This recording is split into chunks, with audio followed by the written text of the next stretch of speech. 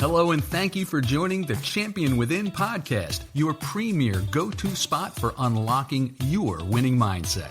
Whether you're an athlete looking to elevate your game to the next level, a coach leading the charge, an enthusiastic parent cheering from the sidelines, or an educator molding young minds, the Champion Within podcast episodes are packed with value, sharing the tools and strategies to unlock your potential and rise to new heights.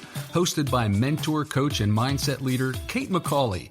Let's sit back and enjoy today's episode while discovering your champion within. And now, here's Kate.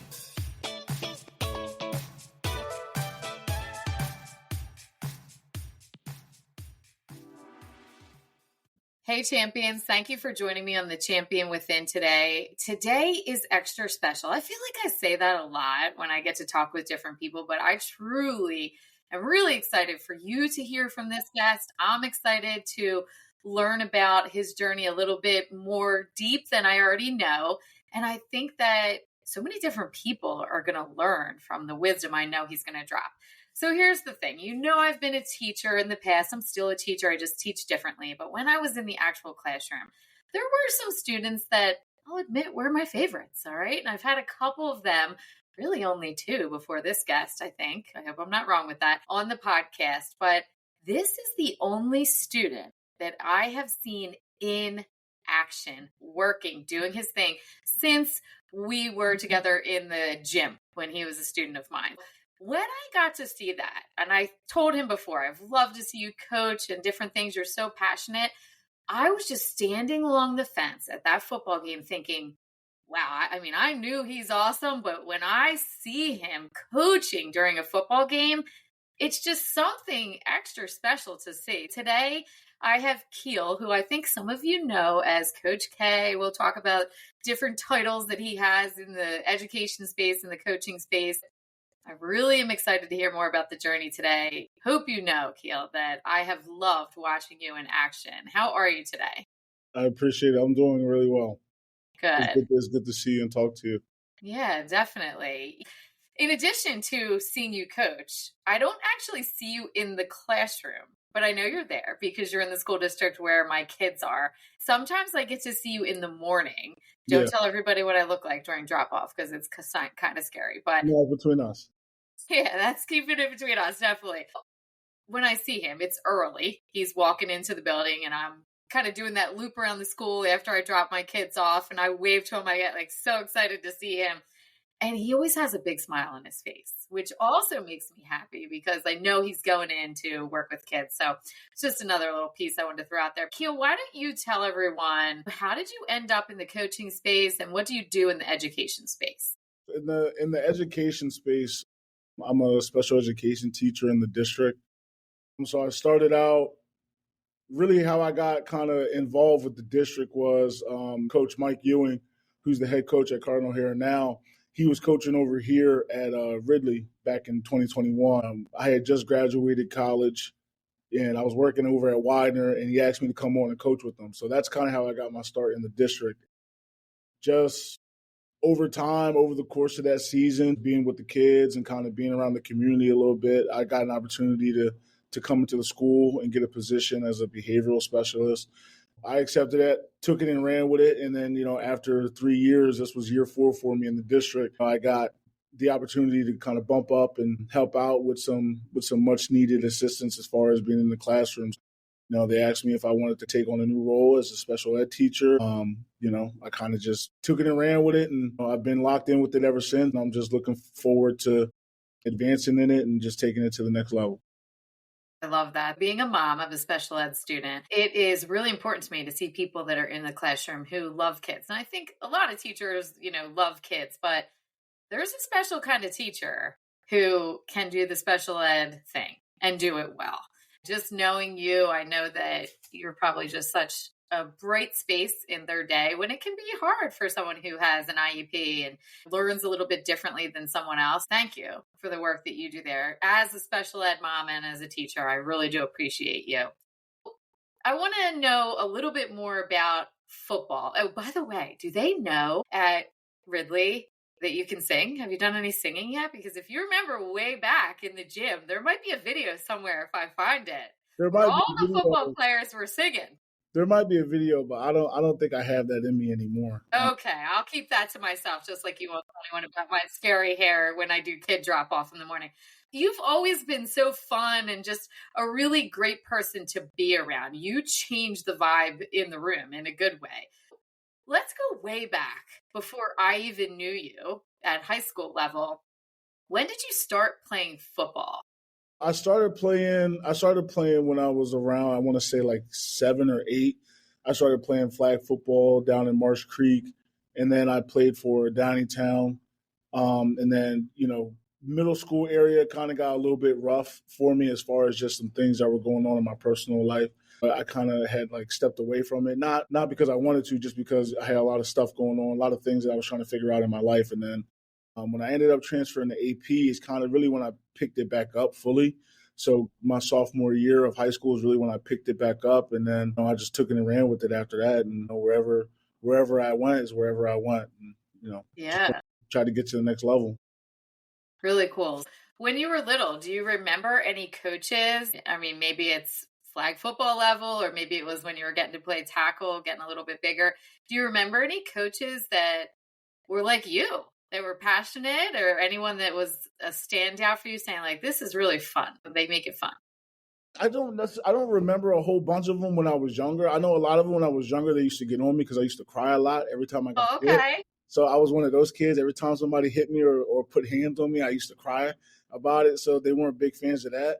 I was more so say is when I got to high school. So like when I met like Coach Ewing and I met Coach Angle, who I coach with now at Cardinal O'Hara, like those are probably two guys that, I would say is who I remember the most, just for the simple fact of that we built, a bond when I was in high school that carried all throughout high school, carried throughout college to now come back full circle. I coached with him at Ridley. Coach Ewing gets an opportunity to become a head coach. Right. And then I follow him over there, and like we're going on year 5 over there now. So it's Wow, just that went fast. it did go by fast. So it's just something that like that's what I would say is like what I remember the most as far as coaches and stuff like that, because that bond and that relationship it's almost 10 years in now. Right. And Coach Ewing coached you. Yes. When you were in high school. Okay. Yeah. And Engel too, right? Yeah, Angle did too. Okay. Yeah. I'm going back to, the coaching staff when I was there teaching. Well, then remember there when I got to my sophomore year, the Soapers were still there. Both of them were still there. Yeah, the Soapers. So you've had a lot of full circle moments where you now coach with guys that coached you. Yeah. And I know all of them. Well, I can't speak for Ewing and Engel because I don't think I've asked them about this, but I know I've stood on the sidelines and talked to Wheat Soper and said, like, I just love seeing him in action. He's like, yeah, he's phenomenal, always has been. Thinking about those guys, and really, those guys that made you cry, I have this like anger towards them a little bit, but I guess that happens when you're little, because I remember my Danny when he first started playing tackle. To hit and to get hit is something you have to learn. Drastic difference. What's that? Big difference. Yeah, because you spend so much time as a parent being like, don't hit anyone, don't do this, be nice to everyone. And then you go in and they're like, let's go. It's a different mentality and it takes some time. I remember him sitting with his helmet on his head. He would just walk around the house during the day, first year of tackle, to get used to that helmet. It's just, and then when you get hit, it's a different thing. It's a different vibe. So I was like, oh no, they made you cry. But then the more I thought about it, it's a learning phase. There's a growth mindset that comes with that, with football. Let's go talk about the coaches that you now coach with. Yeah. What did they do to stand out and be that coach where you're saying, wow, I want to be like them, or I'm inspired by them?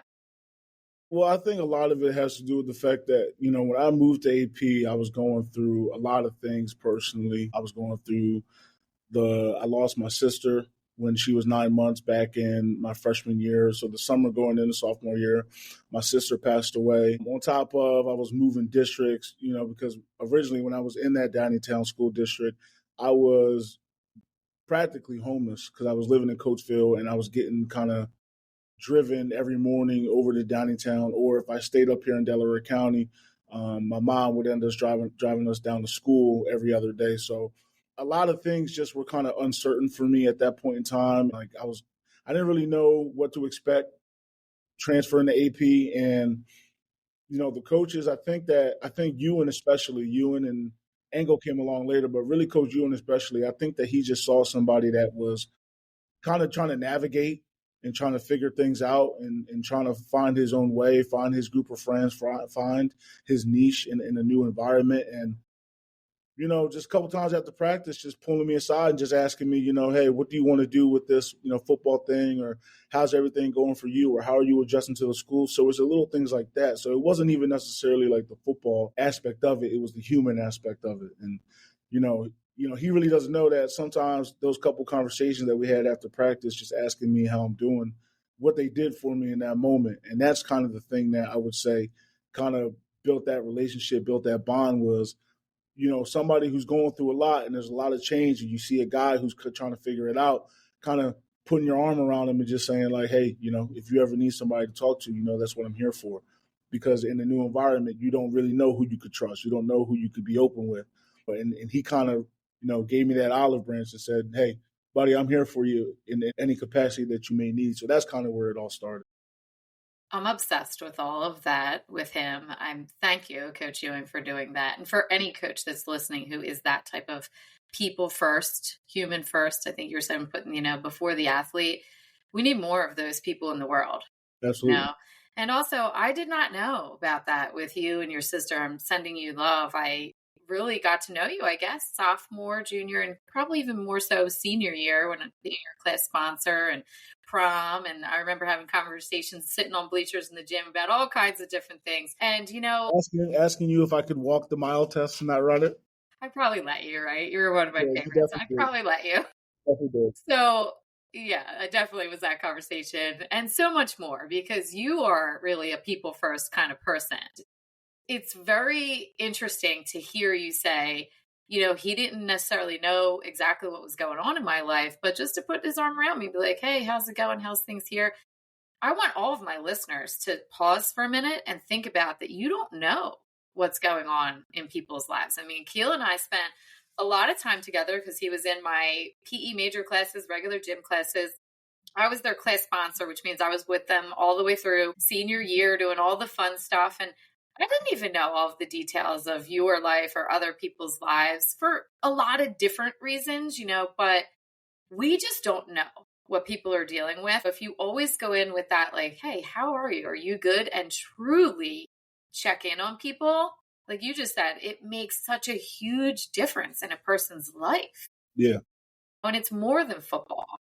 It's that human connection. And then I know when I was a coach, whenever I could, I would be asking them about their life. Sometimes it was stupid stuff they were doing, like stealing an apple juice or something. I'm like, come on, what are you doing? But really, it's because I loved them. And some of them now to this day will send me messages like, I would have run through a wall for you, and when coaches can be like that for an athlete shows up differently on the field. Those who are listening right now thinking, I need to do something with my team, start thinking about them as people first. I think that's also like that kind of stuck with me over time, and that's really kind of my approach. Not only like just being a coach, but that's like my approach in the classroom too. Yeah. How do you do that? I think a lot of it is just kindness. I know a lot of people, say it, but do a lot of people practice it? I just try to be as fair and as kind and as open with not only my students, but with my players as well. And I can't help but be just who I am. I'm just my natural self. What you see on the football field is the same way that I am in the classroom. Sometimes I got to scale it back a little bit, but I just genuinely love being around the students that I teach. I love being around the kids that I coach. I just genuinely have a love for it. I just try to be as authentic as I can be with them because, the one thing I learned about, the profession as far as teaching and coaching, kids never lie. If kids gravitate towards you, that tells you a lot about yourself. But if kids try to steer away from you, that also tells you a lot about yourself. Yeah, red flags. So just being authentically myself and, and just trying to be as big of a role model as I can be for them. But sometimes just being somebody that they need to talk to or just being somebody that talks to them and gives them knowledge in whatever way I can. I just try to be myself every single day. And, it's been working for me so far. When you're saying this, it's interesting. My daughter, Kylie, is going to be a senior at Ridley, and she has not had you as an educator, but she sees you in the building, and she'll come home and she knows that I really love you, but she'll come home and she'll say, I saw Keel in the hallway. I don't know if she calls you Coach K. I'm trying to think how she says it to me, but she says, she doesn't call me anything. Okay. I don't think she knows how to address it. It's like, what do I say to him? Because she was probably little. She never really went hardcore into the cheerleading route, but she was a little cheerleader when I was teaching at Academy Park and you were playing.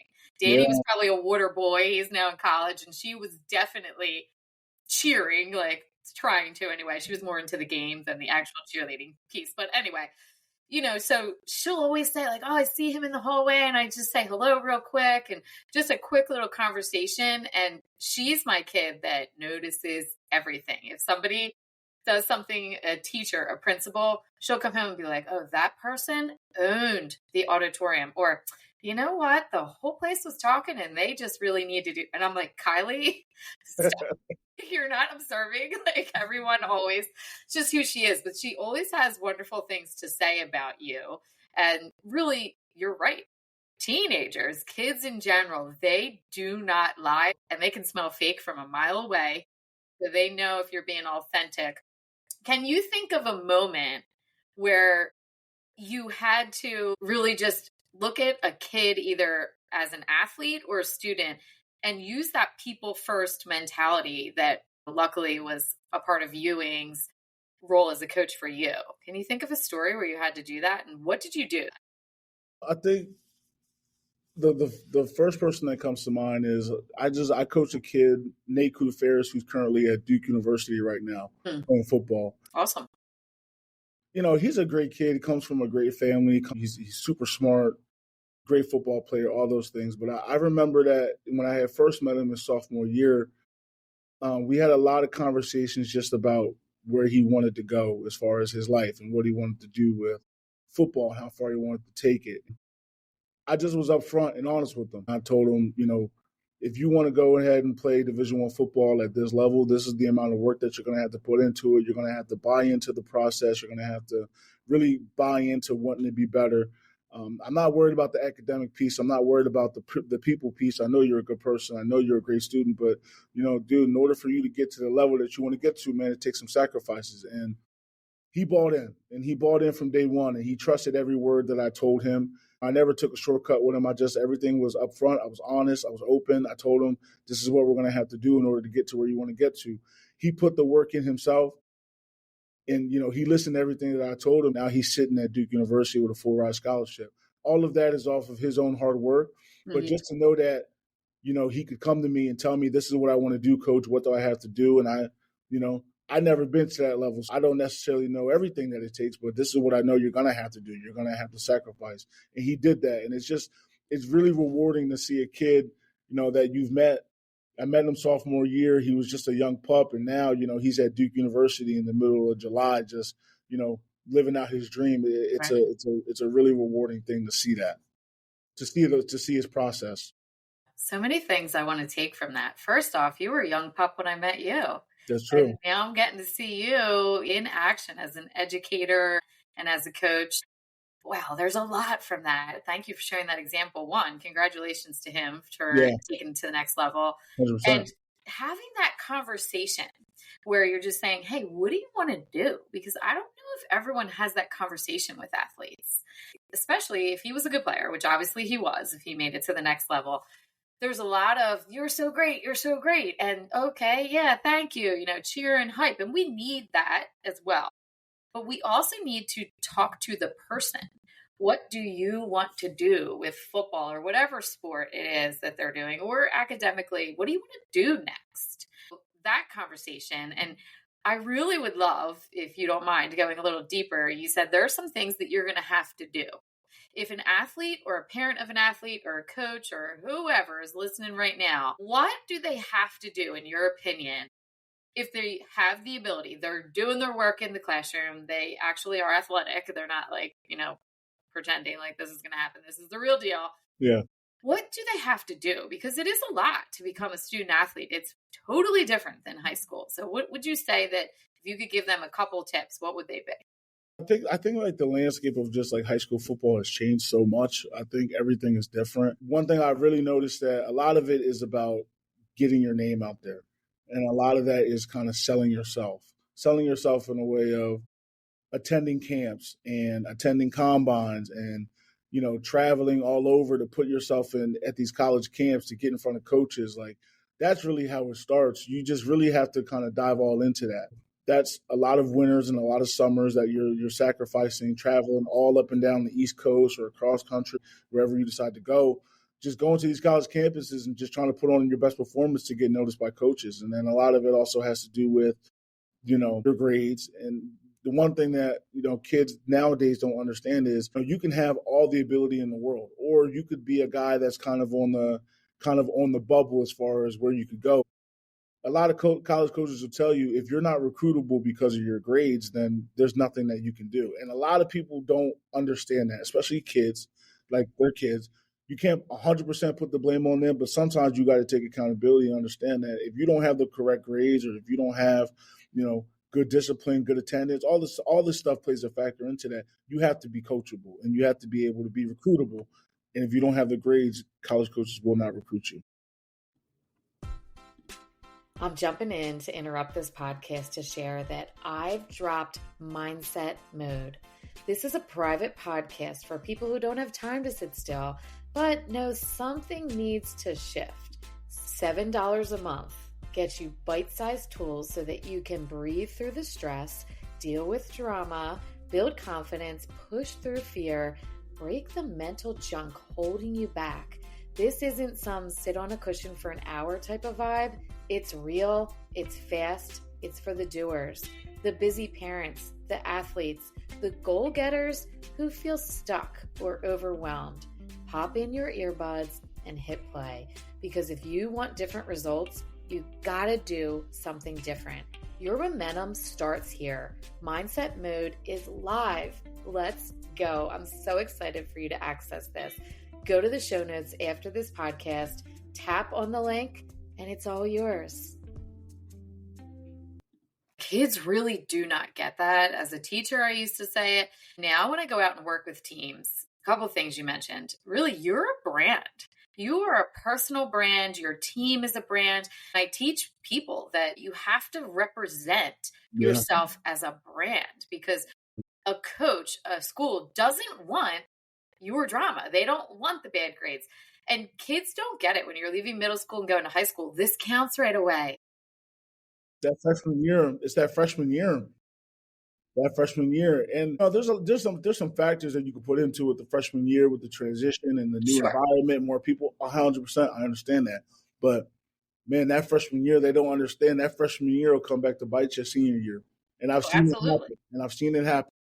Absolutely. I'm not going to name drop anyone, but I can think of a student right now who was at Academy Park when I was teaching and was really good, but his grades sucked and he never did anything with his abilities. I use him as an example a lot of times and saying like, this kid was incredibly fast, all these things. And like, they were just like, no, because you can't, if you're not going to be academically eligible to play for us. People don't get that. And parents, because your kids don't get it, it is your responsibility to start having that talk now in the summer. Honestly, I was saying it when my kids were in middle school, saying, hey, I know middle school doesn't necessarily come with you when you're going off into whatever you want to do, whether it's sports, a job, whatever, but your grades matter the second you step in that, and you have to ask for help. You have to advocate for yourself. We have to teach kids this. We have to tell them this as their parents. And I'm just going to say it. Not everyone has a parent who's going to do that. And then teachers, we wear a lot of hats and we often tell the kids, but the more times someone can hear that, the better. Even if they're rolling their eyes, at you, they're at least listening, right? So tell your kids. So I think that's great tips, just to get out there and travel, put yourself out there, which can be hard for an athlete. You're like, oh, going to these camps, but you have to. If you don't show it, they don't know it. I mean, even if you go to a camp and it's like you go to like Penn State, you may go there because, oh yeah, I want to go to Penn State. I want Penn State to look at me. Penn State may be like, hey, you're not exactly what we're looking for. But you never know who else is watching, because if there's one coach there, there's always multiple coaches there. Another school, another coach from another school might see you and they'd be like, hey, Penn State may not want you, but we want you here. Or this school says they may not want you, but we want you here. So that's really like the big part of it. You always have so many eyes on you. You never know Yeah. who's watching. And isn't that true for everything, Keel? Yeah. Even more with social media and different things now. There's cameras. People are always getting a picture of this, a video of that. There's eyes on you everywhere. And I'm not saying that to be like fearful for people, but be aware of it. Because when you go out into the recruiting space or to get a job, even go to college, all kinds of different things, running a business, you don't want anyone to say, oh, saw that. Yeah. And I've heard of people, and I know a couple of people where that has impacted them in a lot of different areas of their life. So you just have to be aware. It's not easy as a high schooler, because not every high schooler has that same vision of being that student athlete at the next level. So you're going to have friends, you're going to have teammates who, I don't want to necessarily call them haters, but they just can't see that vision because it's your vision and not theirs. Yeah. And that in itself is something you have to navigate through as a student athlete, but just know that if you can see the vision and dream, it's possible. Thinking about college, even though you said I didn't play, Duke, whatever, but you did play college football. Yeah. And I think that has really huge benefits for any kid in your classroom, in the hallway, when you coach them.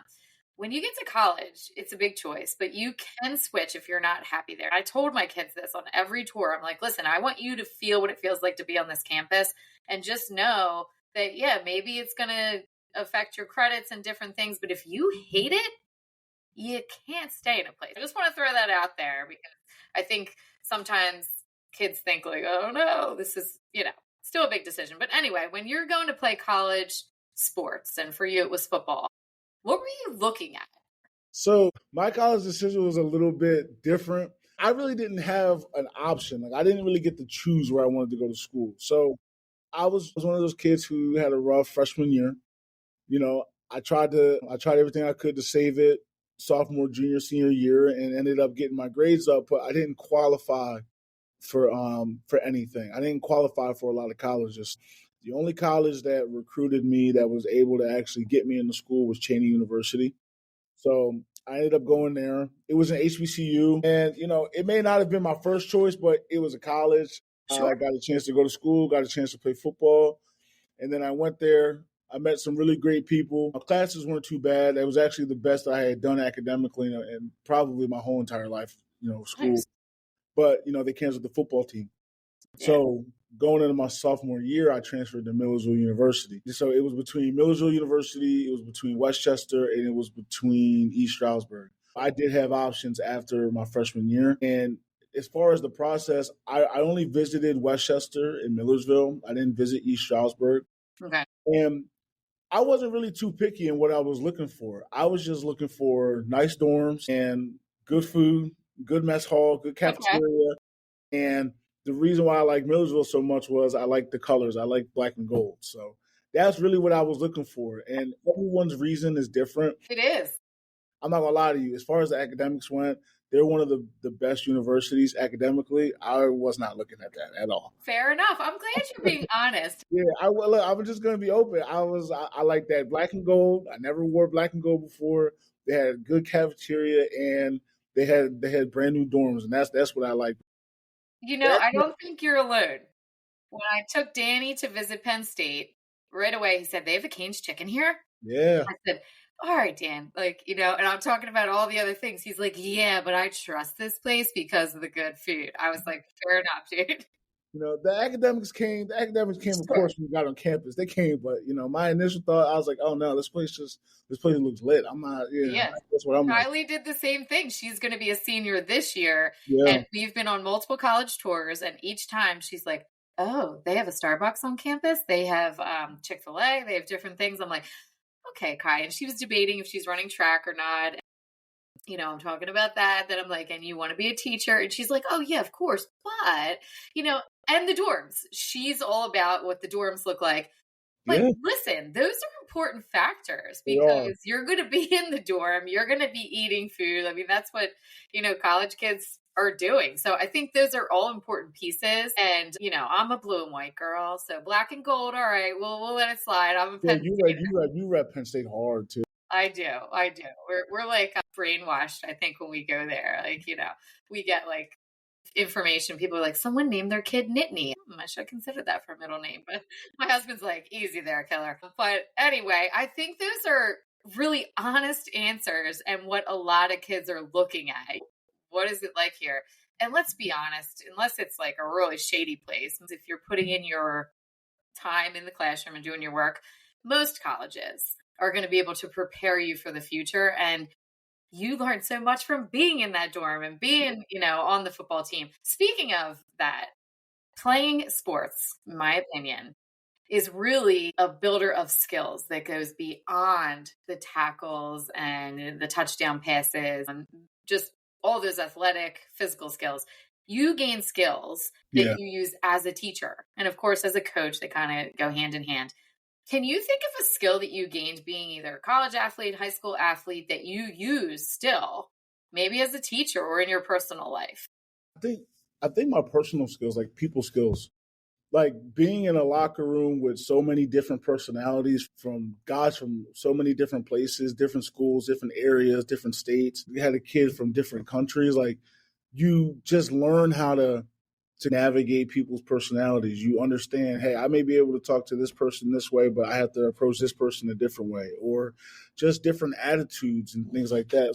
I think my people skills is really what kind of is something that I use now, especially in the classroom. Just different personalities, different backgrounds, different people that go through different things. They talk different, walk different, just all of that plays a factor. And a lot of that came from football, because when you're in a locker room with those guys, you're with them every single day, you're eating meals with them, you're at practice, you're waking up at 4:30 in the morning, you're going to winter workouts, you're doing stuff in the summer, you're crashing on people's couches during the summer because you're there to work out. Or then when you move out of the dorms, you move into apartments, you're living with 4 or 5 guys, like 4 or 5 people at a time. So you have no choice but to kind of learn about them, learn how to approach them, learn how to talk to them, learn how to be respectful, be kind, all these things.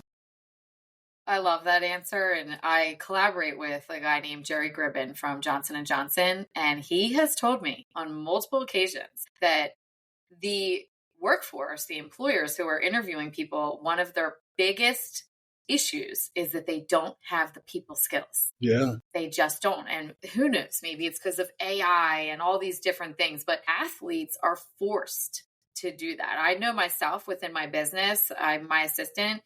She has a family and kids, but right away when she said to me, "Oh, I played travel softball," and I was like, she's in, like, and I liked other things that she was doing, of course, in the world of virtual assistants. But when I knew that, there's that level of people skills and communication and dedication that is different. I want to bring up something that you said during the time of getting into college, because I think it's important for us to say. We talked a lot about, you're going into 9th grade. It matters now, starting now. And kids don't get it. Sometimes parents don't even get it, and they don't hear it enough. But I think what you said, which was very honest of you, was I didn't have the greatest 9th grade year, and I tried to improve sophomore, junior, senior. Anyone is listening right now thinking like, oh, well, we're screwed, or my kid's screwed because we're already in sophomore or junior year. You can improve and get into places. And maybe you would not have transferred if the football team didn't. Who knows? We don't know. You're exactly where you're meant to be. But just know that if you decide at any point in your life, you can change. And you said when you were in college, you had the best grades. My Danny, great student, couple random classes where he was like B plus, a C randomly. I think COVID freshman year killed him. He has straight A's as a freshman in college, Yeah. So it's not over for your kid. I think we need to say that. So I actually have like it's kind of a thought out answer. It drags a little bit, but yeah, a lot of the reason why my grades were so all over the place freshman year was because I had so many things that I was going through in my personal life. That's what it was. So like I was very unsettled. Driving back and forth you're driving from Darby Township down to Downingtown to Exton, Pennsylvania every other day. Yeah. You're not worried about doing homework when you get home. You're just happy that you got home before 10 o'clock. So like things were so different. So I think now part of it was, you could call it laziness. Part of it because I probably wasn't super focused or super locked in like I was I mean, supposed to be. understandable though. But there was just so much going on around me. You got to think as a 14-year-old kid trying to navigate all that stuff, it was a lot to deal with. So, freshman year kind of tanked a little bit. And then when I transferred to AP, and, I kind of saw guys around me that were starting to go to college. So, like the Jeff Devons of the world, the Brian Ingrams of the world, the Jerry Laniers, when I saw those guys kind of getting recruited, and then I saw Jeff Devon, I saw Jeff Scoop, we call him Scoop. When I saw Scoop go to Maine, it was Division I. I was like, wait, if Scoop can do it, any of us here could do it. He doesn't even understand that he kind of started this movement on. He really motivated a lot of us young guys on that AP team when they won districts his senior year. We were sophomores. He doesn't even understand that he really motivated us in the sense of when we saw that he was going D1, we were like, oh wait, if Scoop, we've seen Scoop. This is Scoop that we known since freshman year. If he can do it, we all can do it. So that's when I really kind of locked in with my grades. And, don't get me wrong, a couple classes didn't go the way I wanted them to. But life's gonna life. I was working. That transition into college, I was stable. You know what I'm saying? So, like, why did the dorms and the stuff like that matter to me? Because the dorms mattered to me because I knew, like, hey, if I'm here, I'm here. Very rarely am I ever coming home. Very rarely am I going to leave. Like, when I was at Cheney, my grades were great, but I was 20 minutes away from home. So I could come home on the weekend, go watch the kids play on Friday night, and then I could be back to campus either that night or Sunday morning. But when I went up to Millersville, and I said, I'm here. I'm happy that I'm here. I'm in a comfortable space. For once in my life, I felt very, very stable. And I felt like, okay, this is where I'm supposed to be. So if I'm in school, I might as well give it 110% and do the best that I can. At the end of the day, it is what it is. So, and I ended up finishing with a 3.0 at Millersville. And, to some people, it may not be high, but, people don't understand kind of that battle for so long with me is that I knew I was always capable of doing it. I just was never really in an environment that allowed me to do it at a consistent pace. Once I got settled in at college and, I knew where I had a bed to go back home to. I knew that I had food to eat. I knew that I had friends that supported me. My wife now, who I've been with since high school, Samantha, my wife was up there with me. So we were both going through it together. So of course, you have her pushing you and motivating you to do the best that you can when it comes to your classes. So a lot of it is just because, for once in my life, I felt very stable. I felt very safe. I felt comfortable. And I just had the space to kind of put my all in, and not only football, but to put my all into my academics, and it paid off. And, it's a lot better seeing A's and B's than seeing C's and D's. So, sure. Yeah. Well, thank you for being so honest. Let me just begin there because not everyone is. And everyone needs to be honest because just like Scoop, who Jeff was on the podcast, those who haven't seen that episode, you can go back and check that. He might not know that he inspired so many different people. Just like we were saying before, you don't know who's watching at a camp. You don't know who's going to see this, that, or the other thing. And right now, we don't know. And you and I may never know, but somebody is going to listen to what you just said and it's going to inspire them. There's a kid in a drill or in a desk in your classroom who you might or might not know, but you're inspiring them just by the things that you say, the way you show up in the world. I think that everyone needs to be aware of that every action we take, it causes a reaction, good and bad. And other people are impacted by that. We can't decide how they're impacted. And if you can show up in the world, like you're basically describing gratitude, being grateful for all of those things. And I hate that you had to deal with the struggles because I would never want that for anyone. But in many ways, you were exactly where you were meant to be every single step of the way so that you could put your arm around the kid like Ewing did for you, and I love Sam too. Shout out to her. So we're going to have to make sure we mention her. Absolutely. I love that you two were on campus together. Cheney no longer had the football team. Then you end up being there. I mean, I remember you two at senior prom. It just makes me so happy to see both of you happy and successful.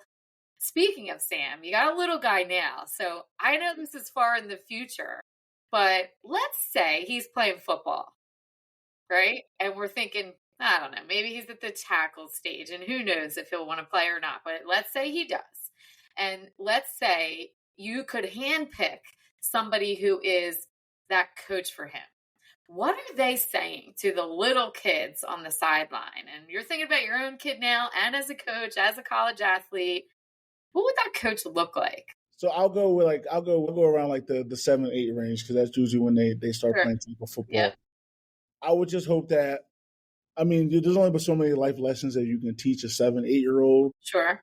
I mean, he's 3 right now, and I'm telling you, I don't understand how that's even an age. It's the most roller coaster of an age I've ever seen. I called it the terrorist threes. It's a lot. It's a lot. It's a lot. It's really bad. He's super emotional all the time. You can't. Let me tell you though, this too shall pass. I promise. Yes. I would just hope that, one, they're just teaching them the correct way to play football, just to be safe and to take care of themselves. And I would hope that they're teaching them the right way to play. I would hope that they're having conversations with them that allow them to be comfortable around their teammates, be comfortable around the coaches. If they don't understand something, they could come to their coaches. So being personable, I would hope that a coach would be that. And I hope that they would stress the importance of having fun. A lot of people that coach now, some people coach, they coach for their own reasons. Some of them coach because they absolutely love the game. They want to give back. And then some people coach because, unfortunately, sometimes we want to live in glory days. And whatever the case may be when it comes to that, I would just hope that, kids feel comfortable around you, and that you're very personable, and that you're willing to help them and teach them the correct way of the game, because all of that stuff plays a factor in when they get older. Also, if a coach is teaching you how to do one thing and it may not necessarily be the right thing, that's a habit, and you're going to carry that. So how you play when you're 8 years old, you're going to play like that when you're 15, 16 years old, because you were taught that from a young age, because you were very impersonable at that age. I would just hope that they're teaching the right thing, and I hope that they would just be teaching them the importance of having fun. So many times we get caught up in the game and wins and losses, but at the end of the day, a big part of this is also about having fun. When I see my son out there, I don't necessarily want him to be happy when he takes his first loss. Sure. But I also want him to be able to reflect and be like, hey, this was a great play, da-da-da. Yeah, what can I learn? My friend made a great play, but hey, I didn't make this play. Well, how can we learn from that? How can we get better from that? So that's all I would want from a coach. Just teach them the right way to play the game, be personable, let them come up and talk to you, ask questions. They shouldn't be nervous when they talk to you, and just teach them, and just tell them to have as much fun as they can. What a great answer. So are you going to coach them? Me? Yeah, if we most likely, because I'll be with the Soper, so most likely I would love to. Okay. Yeah. Soper's, they run an amazing program down Yes, at they Black do. Rock. And it's funny. You said something about sometimes I have to turn it off, like when you're in the classroom, or like bring it down a level. Yeah. And that has happened for me. My son, Ryan, does stage crew, and I'll be like, yeah, like you crushed it on the lights. And all the other people are like, it's not really how we are at the plays here. This is after, not during the shows. And I'm like, yeah, like I have to bring it down. And I think it was Bob Soper one time when his Bobby and Danny, they're the same grade. He like went real hard in a huddle, like real hype. And afterwards, he's like, I realized this isn't the high school boys. And then he brought it down. He's amazing at differentiating what needs to be done and age appropriate. Big shout out to them. And that's all volunteer. When you're at that youth level, you're not getting paid to do that. So I would love to see you someday in action coaching your little guy. So many amazing things. I want to go back to something you kind of just said now about what that coach would be, and your former player who plays at Duke now, where you said he did the work. Yeah. And you're basically the guide on the side there. That is something that is really hard to do. And you just said it again, where some people want, to be the superstar and other people are doing it for the kids. I call that a spotlight or a lighthouse. Yeah. So some people are that spotlight where they want all the, lights on them. Like, look at me, look what I did. Whoa, whoa, whoa, look at my stats. And it's like, okay, is this about you or about them? But if you can be a lighthouse as a teacher or a coach or anybody in the business space anywhere, meaning you're shining it on the other people. Sometimes you got to give feedback. Like you said, you would want that coach to give your son, and as you give athletes, what can we learn from this?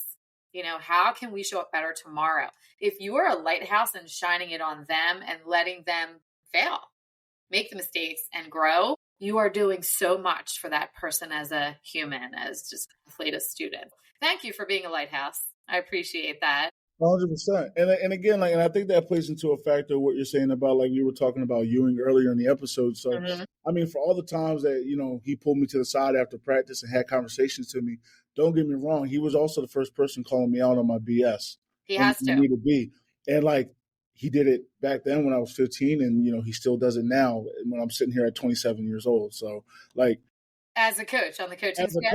as a coach, or, and not necessarily, it may My not be. goodness, he does that because Yeah, if you're not giving feedback to your staff, and this isn't just for coaches, this is for my business people who are listening, this is for my parents, they need feedback from you. And it's not always easy to give feedback or receive feedback. But let me tell you, there's a gift in there for you. And if you're willing to deliver it and, of course, receive it, what you do next matters most. How does he do that? You don't have to give all the secrets, but how does he do that for you in your coaching staff? Because I would love for coaches to listen and steal it.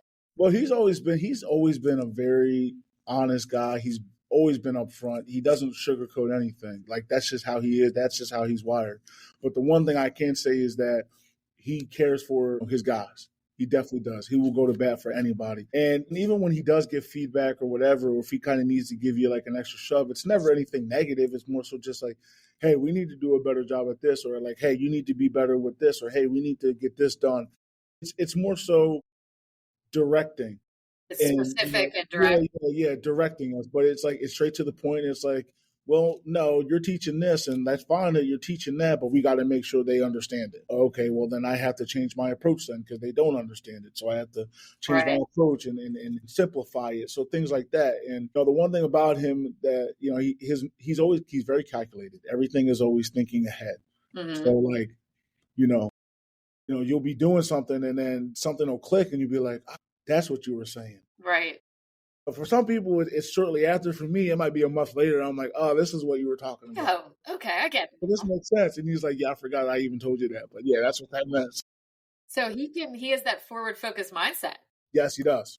Yes, he does. and powerful people skills. I mean, he has all of Yeah, those things, which yeah, I mean, I think that's something that some people have to work on. yeah, And, the good news is you can retrain your brain. You can change. If you're a coach right now that's having some issues with your staff, maybe you need to think about how am I approaching things? And when you said that he's specific, and as a teacher, if you say to a kid, like, don't do that, or you're specific, please do not throw the water bottle across the room because this can happen, whatever. You have to be specific. Or if you're like, just in general, like, yeah, I don't think this is going well with the kids, we're going to have to fix it. How?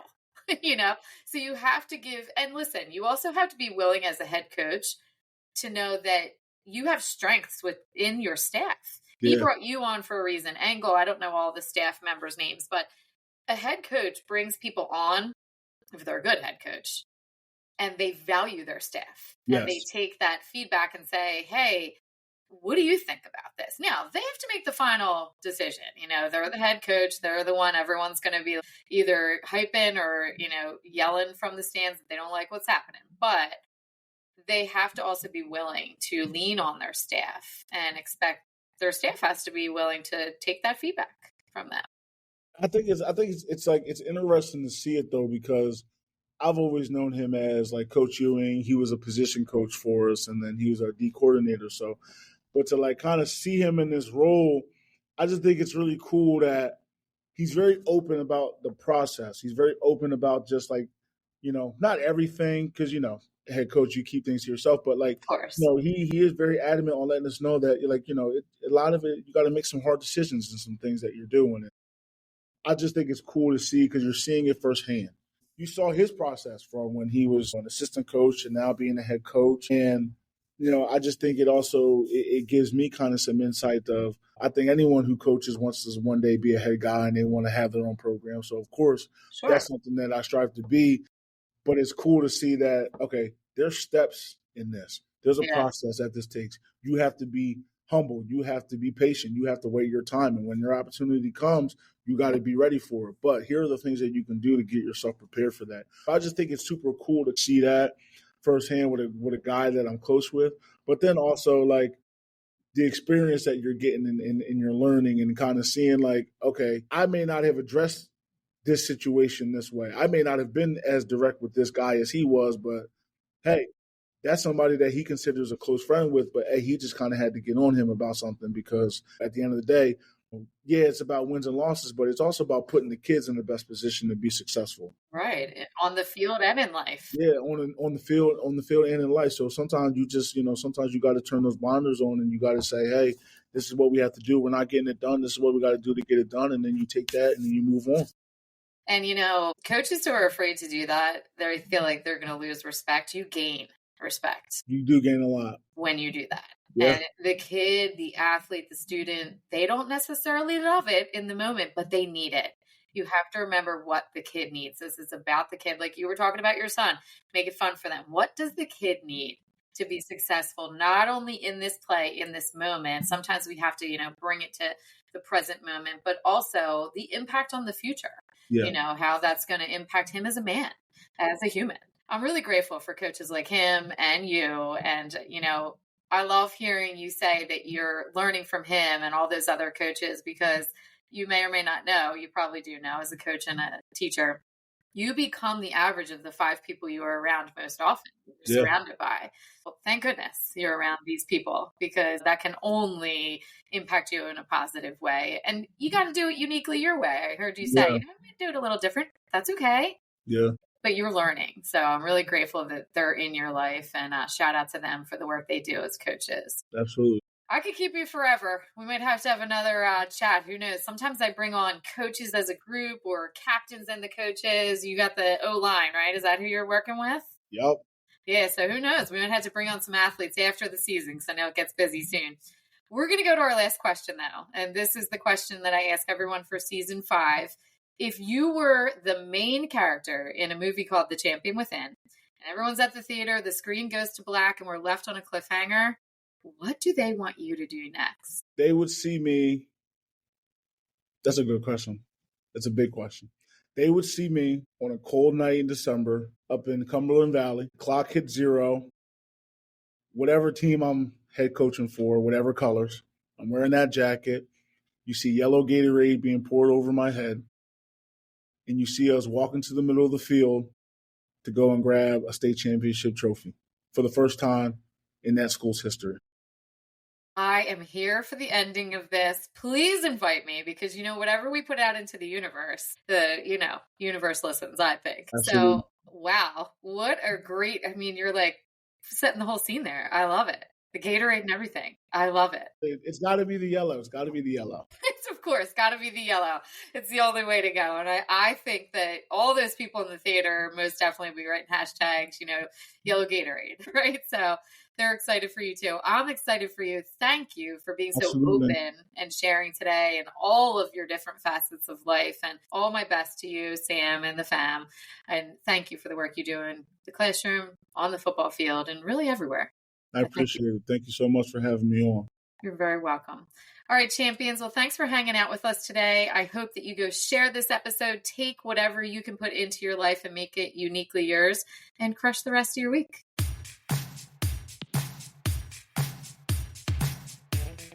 Thank you for hanging out with Kate today. And whether you're going to coach, teach, cheer from the sidelines, or hitting the field yourself, remember, mindset is everything. Don't forget to follow the show for the latest episodes, as we all need a little extra motivation, humor, and sanity in our busy lives. Now, go and unleash your champion within you, one step at a time. We're always rooting for you.